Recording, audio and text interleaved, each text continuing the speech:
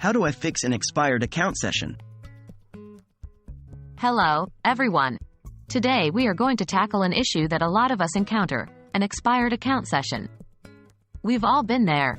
You're working away on a website or application when suddenly, your session expires. Don't worry. In this video, we will walk you through the simple steps to fix an expired account session. What is an expired account session? An expired account session typically occurs when there's been a long period of inactivity or when the session token, which verifies your identity to the server, has reached its expiration date. When your session expires, you're usually logged out of your account to maintain security. How do I know my session has expired?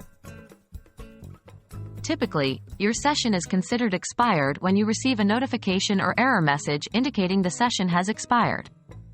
You may also find that you've been logged out of the application or website unexpectedly. How can I fix an expired account session? Step 1. Log in again. The first and simplest step to fix an expired session is to log in again. Many times, this action will create a new session, and you can continue where you left off. Step 2. Clear your browser cache and cookies. If logging in again does not solve the problem, try clearing your browser cache and cookies.